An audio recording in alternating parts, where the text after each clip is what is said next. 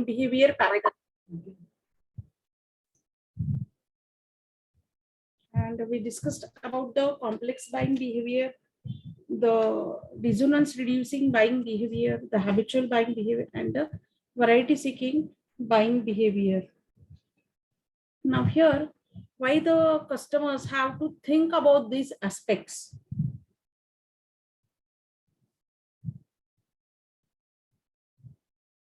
Now, unless and until there is certain, now in terms of complex buying behavior, okay, where the expensive good is involved, or the products which are related to maybe the emotional factors of the customer, they are related, then we say it's a complex buying behavior. So it depends upon the category of the goods which the customer is purchasing. Now, suppose if it is a convenience goods where the customer is purchasing the goods every now and then, that means frequently. So these are known as the convenience goods, where the process is more adaptive, where the customer is habitual to the buying process. Now, unless and until there is something extra or specified, nobody will think of buying a regular or a convenient good in a thoughtful way or a thoughtful process. Now here, when can we or the customer enter from the phase of habitual buying behavior to a complex buying behavior stage? Any idea? The customer can move from one to other, isn't it? One part to the other part. Now, when one can think of moving from this habitual buying behavior to complex buying behavior? Any idea?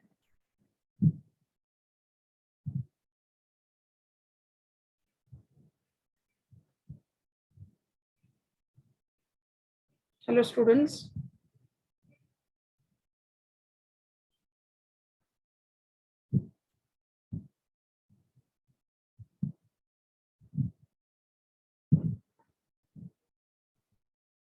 Hello. Yes, ma'am. So any example, any idea whether the customers can shift from habitual buying behavior to complex buying behavior? Now here, usually we bring the convenience goods. Suppose if with reference to a person starts with any health problem, okay, or becomes more conscious about the diet, maybe he can think of consuming a convenient product or a very generic product like salt also. Suppose if tomorrow the doctor advises that please don't go for the regular salt, go for maybe the rock salt, okay. So he will stop consuming this salt and will move to the other part, where you will find that maybe shifting becomes a bit difficult or complex for that person. Or in terms of any other factors, then this buying behavior changes from the habitual to the complex. Unless and until there is certain motive, there is certain stimulus, a person will not be motivated to purchase anything special, okay, when it takes into account the set of goods. Similarly, in case of specialty goods which are priced at the higher ends, like cars, one cannot think of cars in the group of habitual buying behavior or variety seeking buying behavior as such. Majority of them. Exceptions could be, okay, but the percentage is very much less, very minute. Nobody will think of purchasing a car very fortnightly or just for the sake of having the change in the taste or the preference or something new.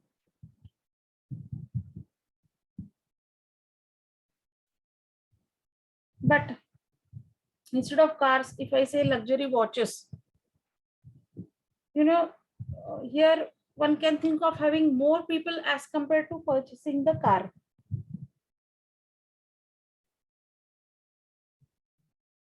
Now, this purchase of specialty goods includes high price as well as they are the investments. Here the customer would not just think of moving ahead and purchasing like we purchase the habitual goods or the convenience goods. No, this will not happen here.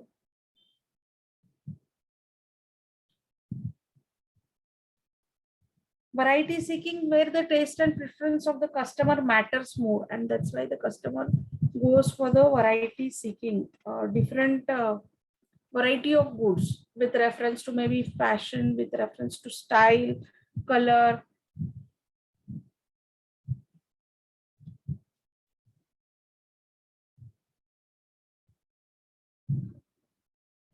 Now, in case of this variety seeking, there is significant difference between the brand is noticed.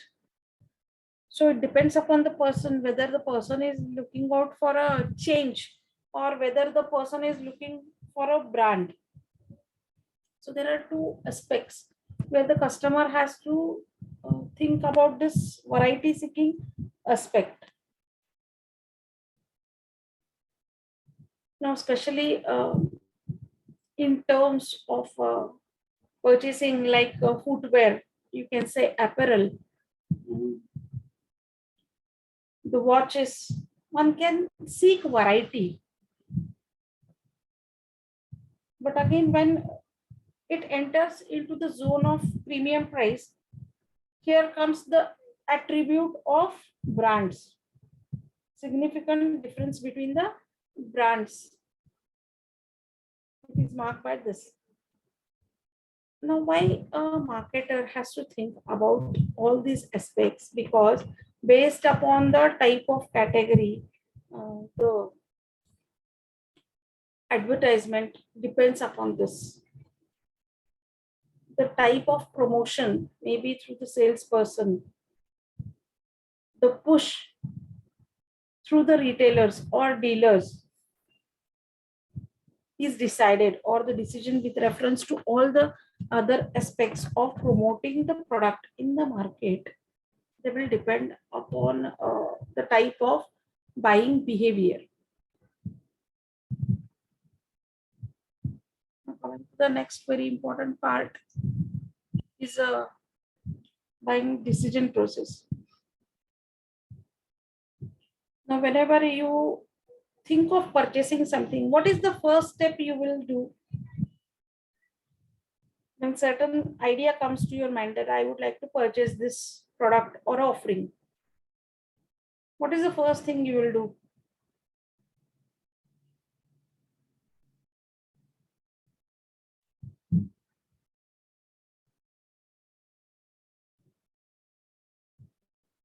Yes.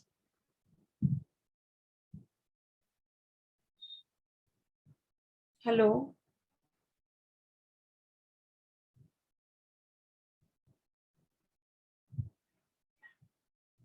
Okay, so whenever we think of purchasing anything, maybe I want to purchase a television, I want to purchase a handset. Okay. The first thing is you would like to collect the data and realize, first is you realize that I need that particular product or offering or service. Now, we had seen in the perception part, okay, there is the stimulus. Stimulus means the urge. Why one requires a particular product, that is the urge or the desire. Maybe I am traveling, there is no water bottle, I feel the thirst and I just look out for a packaged water bottle and I purchase it. There are certain goods which are emergency goods like medicines. Maybe I'm not well, I need to take the medicines.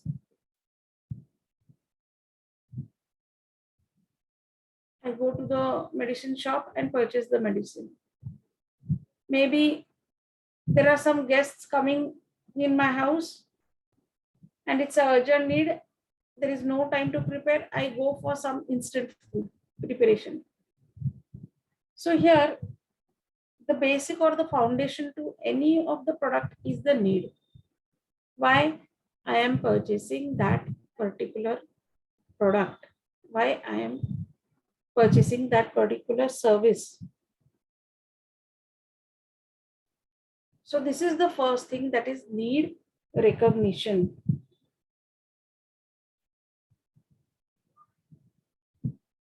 Now here the marketers, many a times they try to create the needs. Maybe they emphasize on the needs more. That is, they show us the problems to the consumers or the customers and try to place the solutions for the problems.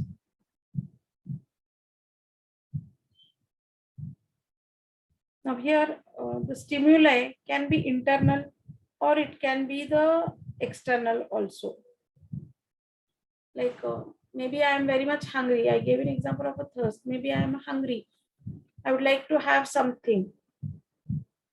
So I just look out. Maybe if it is possible for me to go out, I visit the restaurant and have whatever desired menu I have. While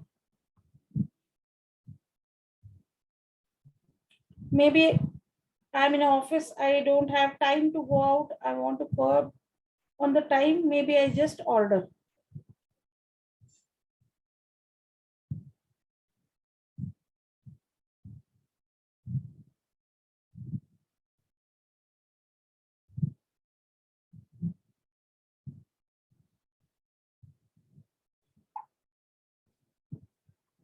So here, this is one thing. Second thing is maybe a family is on the picnic and they had planned a picnic, or maybe just a minute.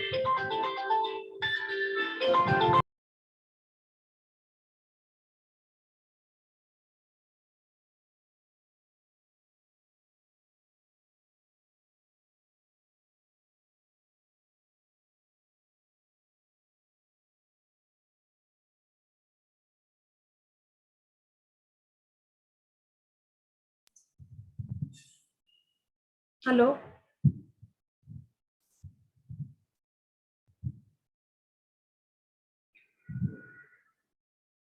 So maybe the family is on the vacation.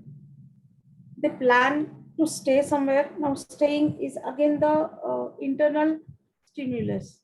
Though planned, it is an internal stimulus that we need rest. We need to stay somewhere, and hence we need to book rooms in a hotel. So these inner stimuli drive us towards particular offerings, towards particular product where we cannot think of avoiding them. Maybe a person passes through a restaurant, he smells something and he gets a stimuli that I want to eat something. Okay, so this is where we do not have the control on this internal stimulus.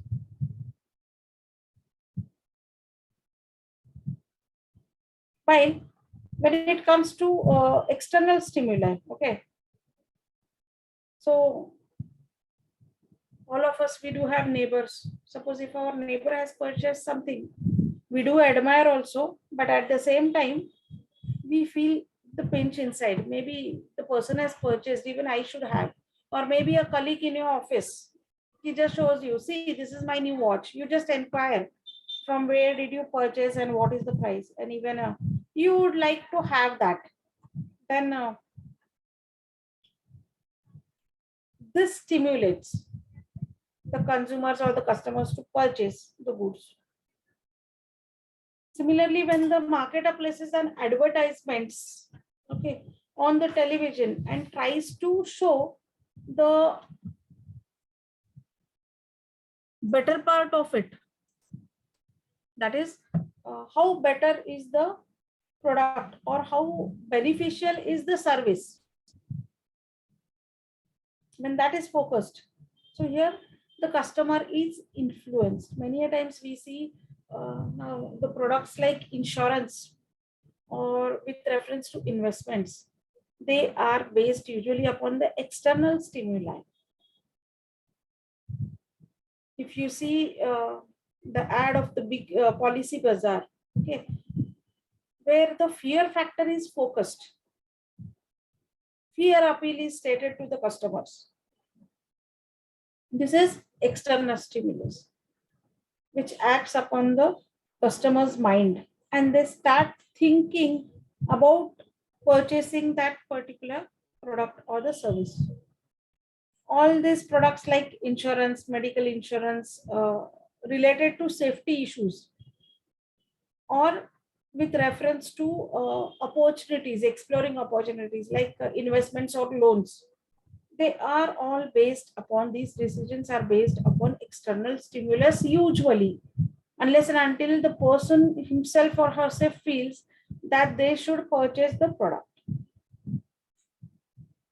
with respect to safety, security aspects. Now here the manufacturers, they should identify the situations which may trigger a particular need, which may emphasize or stress a particular need. Now, by understanding the feedback from the customers, the gap in between what is available and what is expected by the customers, the manufacturers try to place the product. Many a times the manufacturers, they do place the products, but they are not able to take the feedback or the response from these customers, and hence the customer loses the interest, and initially the manufacturers may see to it that they get the market share. They feel that the market share are rising, the people are consuming the product, but down the line, as the time progresses, people will give up, as the manufacturer has not taken much cognizance. This should not happen. So here the manufacturers should see to it that they should program or develop the strategy so that the customer interest is adhered with reference to that product. It should be able to make out the interest of the customer, keep the interest of the customers with reference to that particular offering.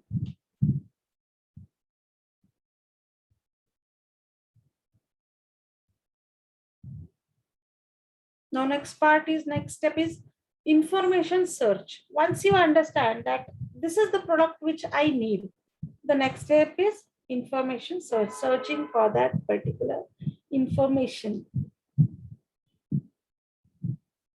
When the customer feels the desire to purchase, then he's more motivated or inclined to get the information regarding those offerings.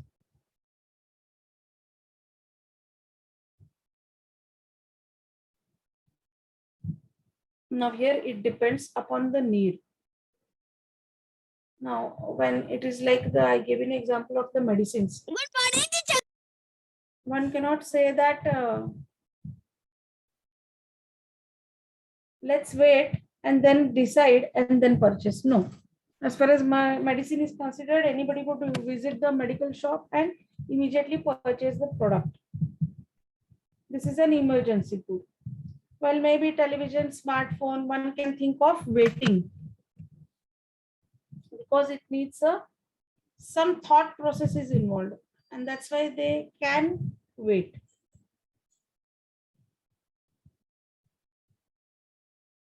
Now, maybe some of them, they may search the newspapers, they may go through the newspapers, they may go through the magazines. Maybe some of them, they may think of having a careful look at the advertisement. So here, when a consumer thinks of sources of information, gaining the sources of information, which falls into four groups.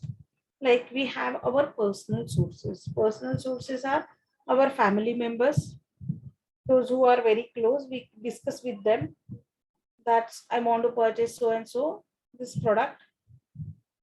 And what do you feel whether we should go for it? This is the pricing. Okay, and all the family members, they decide. Similarly, friends. Maybe a friend has purchased the smartphone. He is using it. He just gives you a feedback. What are the features? How is the product? What is the price? Not only that, from where to purchase also. Many a times he is influenced. Neighbors are there who give the information. Apart from this, there are reference groups in whose contact we are. So there are n number of personal sources also in our day-to-day basis also, when the complex decisions are to be taken, or when one is involved highly in terms of purchasing expensive goods, a person goes for more information search. It depends upon the type of product. Commercial sources, advertising is one of the very important source which influences the decision. When a person thinks of purchasing a particular product, maybe he has a closer look to the advertisement. What exactly is the message? Whether it is useful, what the manufacturer is conveying to the customers. Then the salesperson. Whenever we enter any shop and we ask, the salesperson is there to help us. The salesperson thinks of assisting the customers. We have certain queries, we have doubts, and there are salesperson who clear our doubts.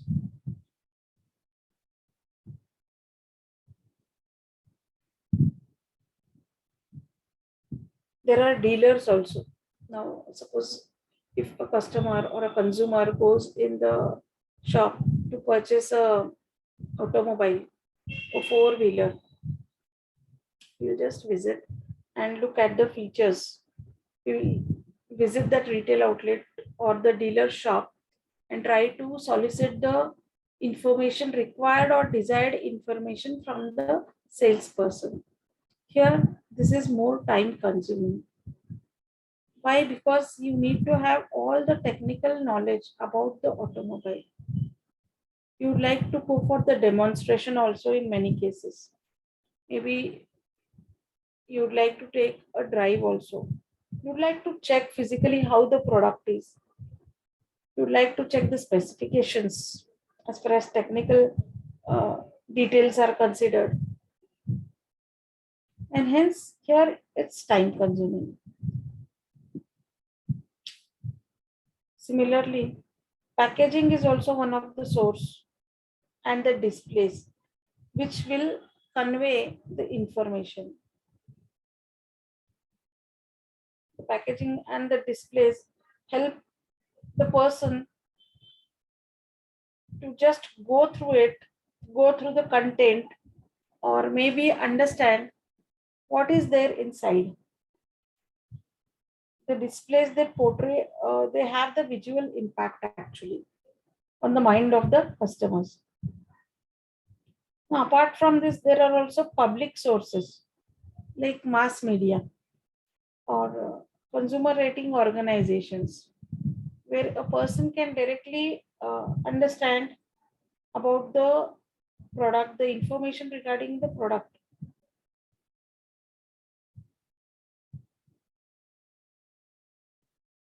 Similarly, in case of technical goods, there is experimental sources like demonstrations, handling it, examining it, using the product also many a times is possible. That is demonstrations, how it works, the do's and don'ts specifically.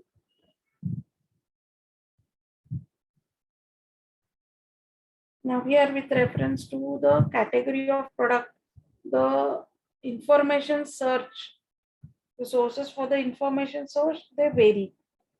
And the importance of these sources, they also depend upon the type of product. Now, when we say that it is advertising, usually in case of advertising, it is for the masses. It is not targeted for a specific client or a specific customer. It's a one-way communication where just the information is bombarded to the customers. Even though you have queries, doubts, there is no scope for the customers to ask. While in case of a salesperson, where the customer has face-to-face communication with the salesperson, the salesperson then and there itself clears the doubt of the customers, which helps in smoothing the function of buying behavior. If there is a query for the customer, it is immediately addressed and the customer move ahead. While in case of advertising, that is not the case. Maybe unless and until he speaks with the customer, he visits the stores, the questions or the doubts are lingering in the minds of the customers.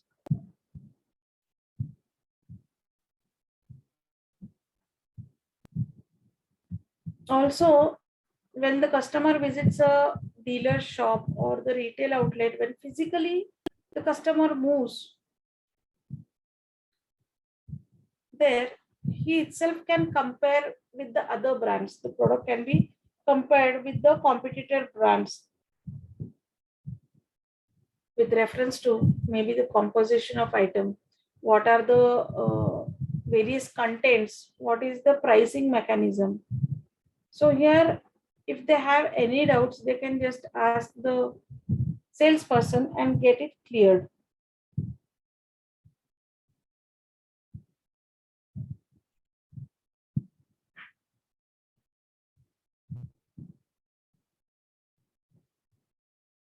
Now, for the companies, it depends upon the company how they spread the information or awareness of existence of their product or brand in the market.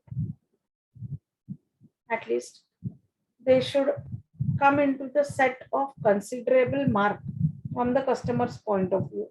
Choice is the next aspect.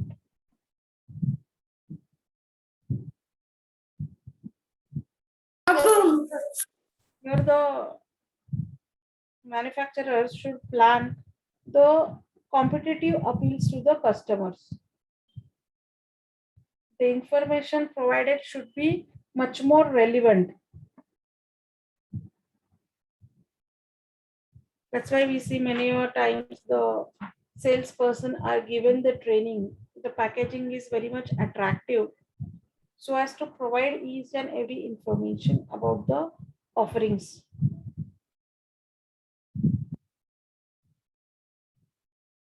Coming to the next part is the evaluation of alternatives. This is one of the important steps and criteria.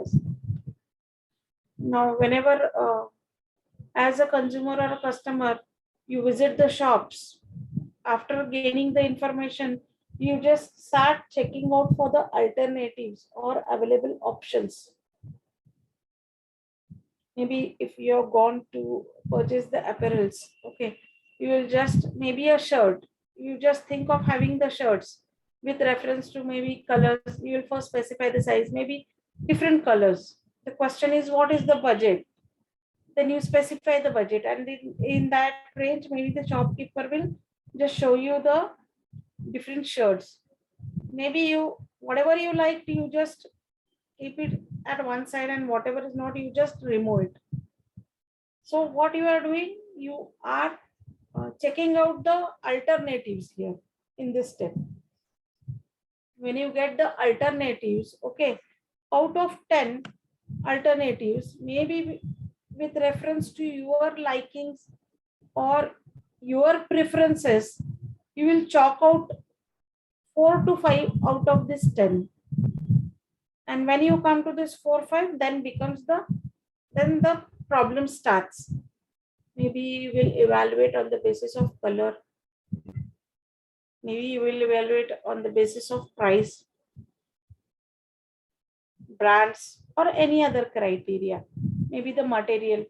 So here, when you think of evaluating each and every option, these 4, 5 options, you take all of the attributes and see to it that which one final option will try to match all of your attributes. Okay. And then finally you decide that I would like to go with this shirt. Does it happen with you? Yes or no? Hello?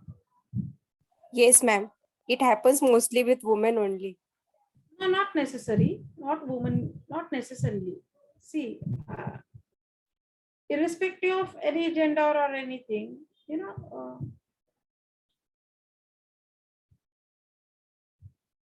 we look out for alternatives. Okay. So there are options available, and you try to choose from your perspective the best option. So have you understood what do you mean by evaluation of alternatives? And here again you enter into the complex buying behavior, because in one product you get one attribute while the other product you will not. Maybe whatever you have liked, the price doesn't match. Maybe the other which you have chosen, the colors are not available. This happens with us, and hence it takes a longer time. So one cannot predict what exactly the customer is looking for.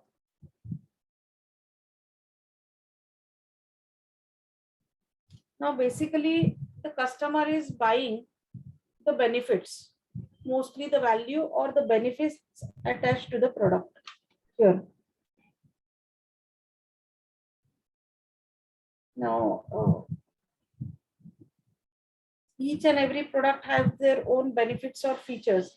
So with reference to different features, you try to evaluate one by one the products.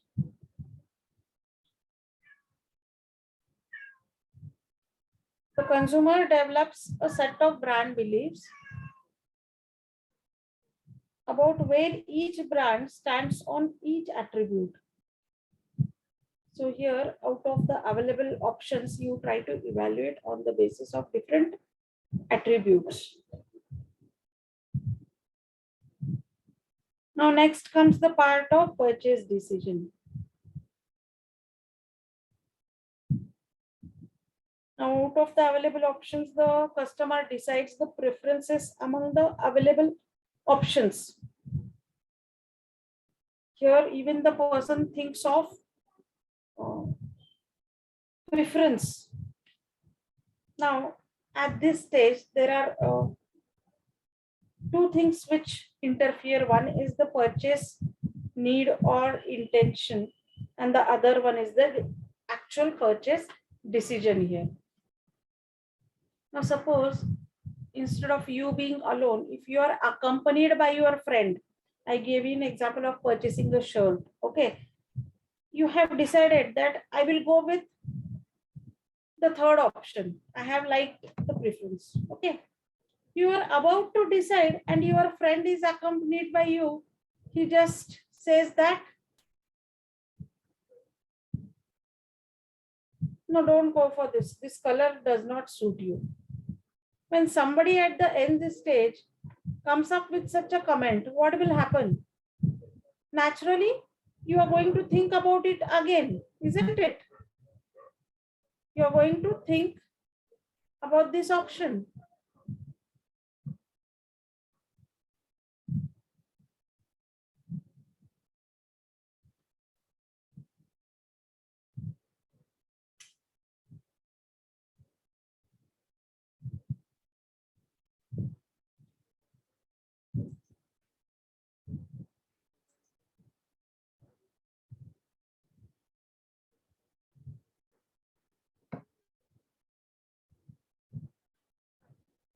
So here, this is one thing which will interfere. Hello?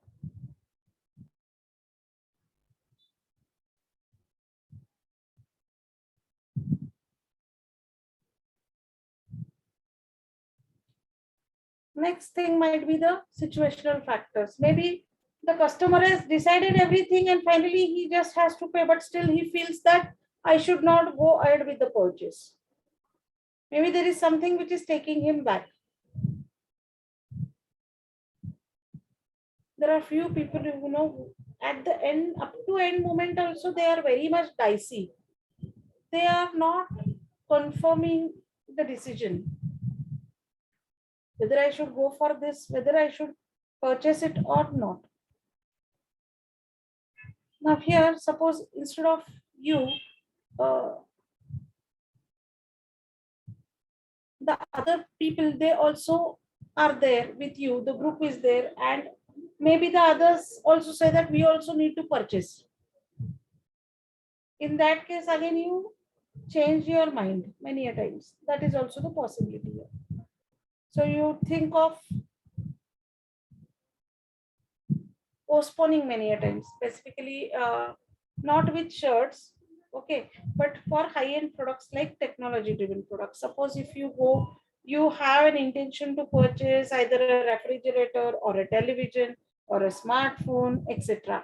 You go there, you evaluate everything, but when you think about the pricing and all, you may think of postponing the decision. You may think of avoiding the purchase decision. Maybe there are some other priorities waiting and you feel, oh my god, this is the price I did not knew. The brand is very good, but now I don't have that much budget. Maybe in the next month I will purchase. So this is the possibility. So there are uncertain, this uncertainty is associated with it.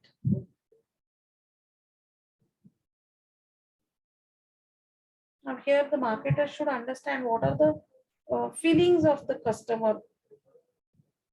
Here a very vital role is played by the salesperson.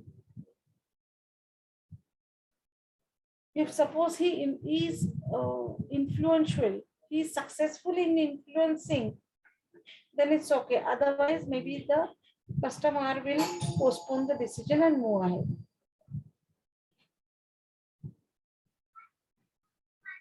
Then there is post-purchase behavior. After purchasing the offering or the product, the consumer will experience either satisfaction or the dissatisfaction. Whenever we purchase a product and the product matches our expectations, we are very much happy. But when there is a gap in between the expectation and whatever we have bought, then there is a problem. Then we are a bit disappointed. We don't like it.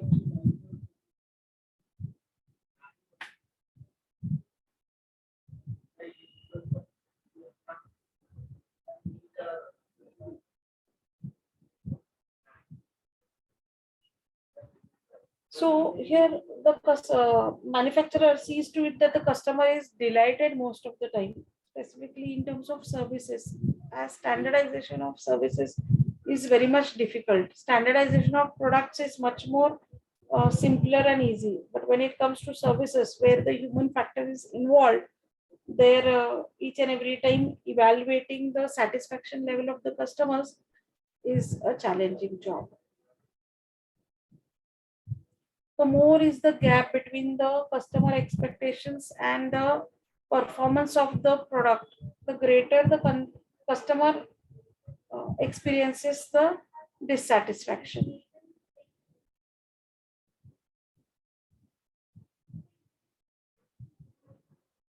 Now, what are the post-purchase actions involved here? Now, here the satisfaction or the dissatisfaction leads to certain reactions of the customers, the way they act. If a customer is satisfied, what he or she will do? He will spread the word of mouth, publicity. While if the customer is dissatisfied, he may abandon the product, he will not go for repeat purchase.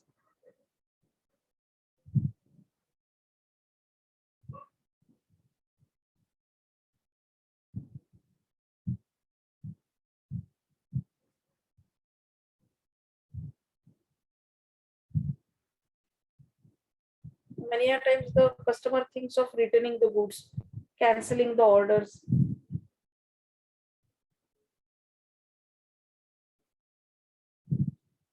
Also, the marketers do monitor the disposal of the goods, how the buyers they use and dispose the products.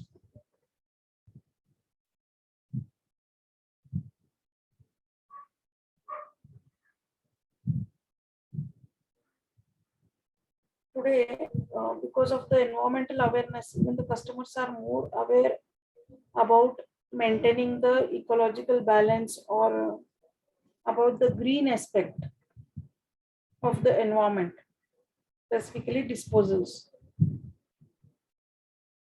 So the offerings or the products are packaged in the recyclable packages.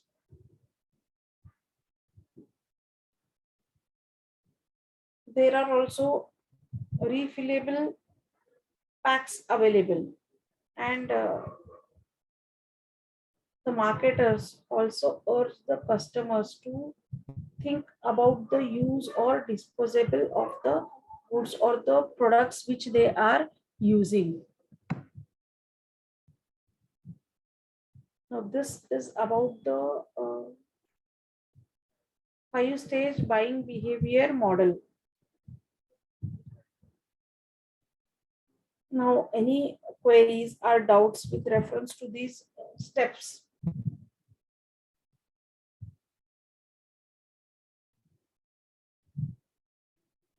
Hello.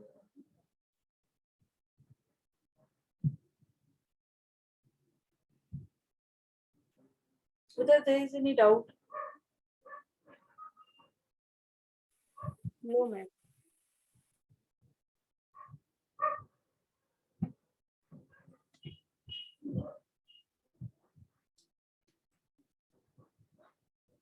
So in the next session, we will continue with the last part of this chapter, which is the zero moment of truth.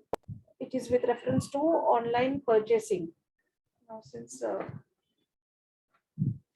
it's an era of digital business and most of the customers are preferring the digital mode of purchases, the new concept which has evolved is the moment of truth or zero moment of truth. Maybe in the uh, on Monday we will discuss this part. Tomorrow we will have the digital business session in the morning. Today we will stop here. Okay, students. Okay, ma'am. Thank you. Okay.